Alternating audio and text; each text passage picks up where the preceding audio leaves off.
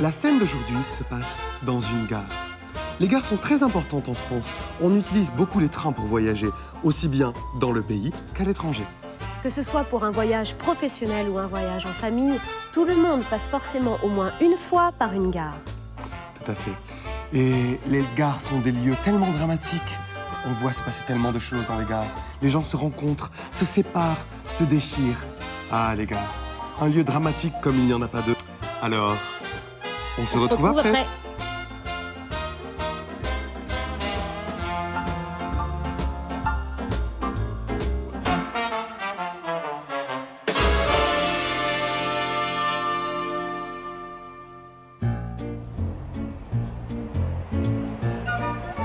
Excusez-moi, est-ce qu'il y a un train pour Paris dans l'après-midi? Oui et non. Pourquoi? Normalement, il y a le train de 14 h. Mais le dimanche, il ne circule pas. Dommage, merci bien. Attendez, le train circule quand même, Pourquoi? parce qu'il y a une exception. Regardez, c'est écrit là. Sauf les 3 et 10 septembre. Ah, c'est justement aujourd'hui. On doit attendre alors. Non, ça ne sert à rien d'attendre. Pourquoi? Parce qu'il y a grève aujourd'hui.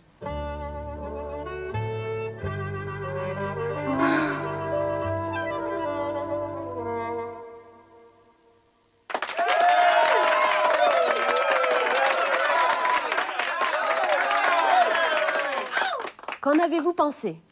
C'est vrai qu'il y a de nombreuses grèves de trains et d'avions en France. Oui, oui, oui. Malheureusement, il y a énormément de grèves. D'ailleurs, quand j'étais étudiante, cela m'a causé d'énormes problèmes. Arriver en retard à ses cours, devoir se justifier auprès de ses professeurs et attendre pendant des heures sur des quais bondés, c'est pas drôle. Ma pauvre enfant. Mais heureusement, personnellement, je n'ai jamais connu ça, car j'ai grandi à la campagne. Quelle chance!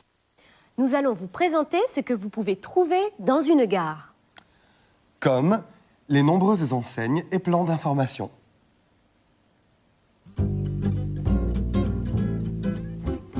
Alors, quel est cet endroit? C'est la gare Montparnasse. Pour les départs vers la Bretagne et la Loire, on part d'ici. On peut voir ici des distributeurs à écran tactile. Bien, voyons maintenant comment acheter un billet pour Rennes, la ville principale de la Bretagne.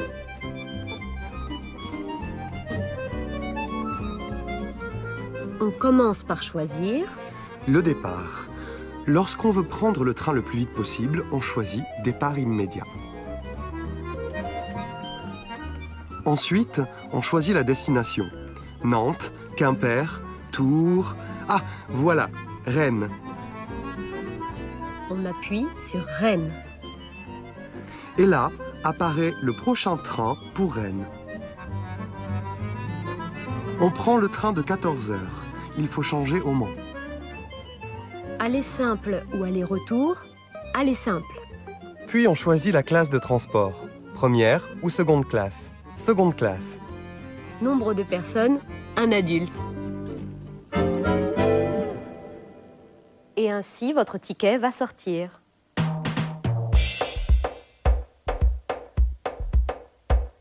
Puis, avant de monter dans le train, cherchons ceci. Mais qu'est-ce que c'est donc? Vous avez 3 solutions. Une machine de change, un composteur et une machine pour les reçus. Alors, qu'est-ce que c'est? Alors?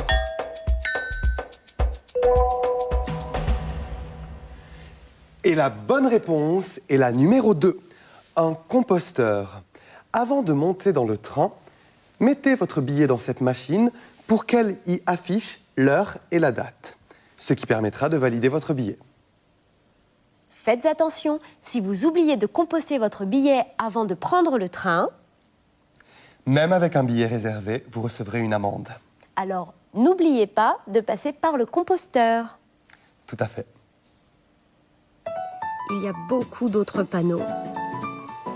Ah, et là on peut voir les numéros des voies. Les voies 20 et 21 sont ici. Qu'est-il écrit sur ce panneau? Au deuxième niveau, on peut trouver les quais, le métro, les sorties, la station de taxi ainsi que les arrêts de bus. Après avoir acheté son billet, on cherche son train sur le tableau des départs. Sur le tableau, on peut trouver le train, les numéros des trains, les destinations, l'heure de départ et la voie. Départ à 14h, destination Nantes, mais il y a un changement. Si on sait lire les panneaux, aucun problème.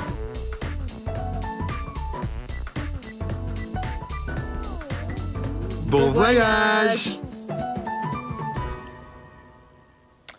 Alors, avez-vous retenu les choses qu'on trouve dans une gare?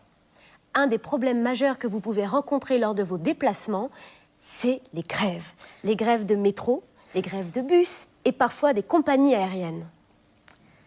Et même dans notre comédie, les deux personnages que nous avons vus étaient très embêtés par une des grèves.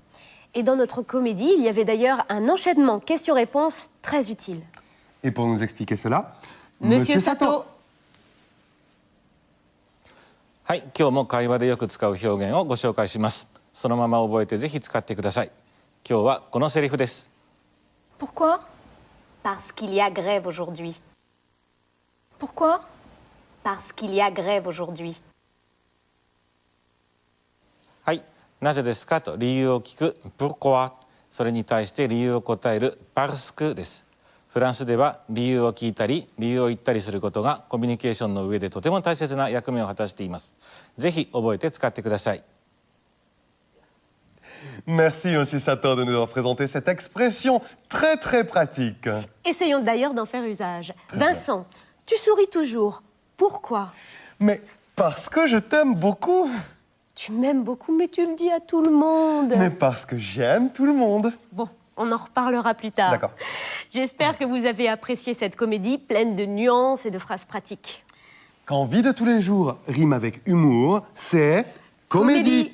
Alors, à très bientôt. D'accord, j'aime tout le monde. Mais quand je choisis vraiment quelqu'un, je ne vois que cette personne. Tu vas te retrouver dans des C'est de l'amitié.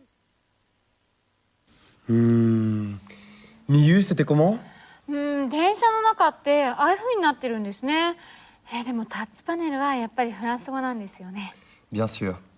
でも、英語やドイツ語を選ぶこともできますよ。へえ。今度一人で駅に行って旅行してみよう。単語も覚えなきゃな。しかし、電車の旅は本当に楽しいので、とってもおすすめですよ。Bon courage. でもさっきムッシュが言ってたそのフレーズはどんな時に使えばいいのかな。 Pourquoi と parce que ね。Pourquoi と parce que をじゃあ使ってみましょうか。Par exemple. Vincent, pourquoi es-tu acteur? Parce que j'aime communiquer des choses. Pourquoi es-tu venu au Japon? Parce que j'aime le Japon. Pourquoi aimes-tu le Japon? Parce que quand j'étais petit, je regardais beaucoup de dessins animés japonais à la télévision en France. Comme moi. Et ben voilà.